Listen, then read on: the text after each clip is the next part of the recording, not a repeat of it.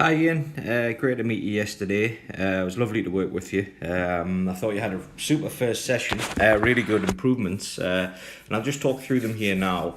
So we'll start off by looking at the numbers. With your club path was 4.3 left, with a club face that was 6.6 open. Obviously, we talked about this, and this creates quite a lot of curvature on the ball.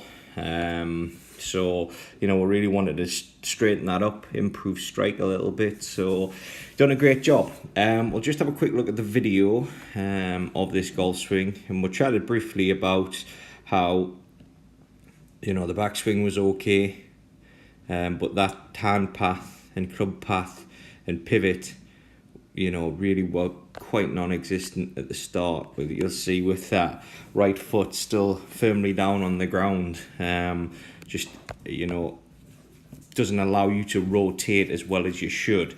So we've done a bit of work on pivot, bit on turn, and we'll just have a look at this one here now when you are turning so much better on the way down through. There it is, huge rotation. This shot in particular was one of the better ones, with a path of 0.2 with a face closed to 0.4. You can see by the screen here on the left the difference in yardage.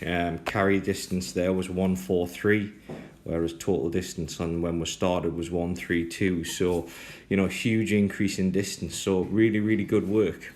So we'll just now run these videos side by side, where on the right is your first swing of the day, and the left is one of your other swings. Pretty similar position. Obviously on the left here you see the hands are a little bit higher, but this is where the big difference happens, where on the right your hands will come down straight towards the ball, throw that shaft out in front of you, and you'll see your arms straighten up very quickly in that position. Whereas now with that pivot, you can see how you're leaving that club behind to hit the strike.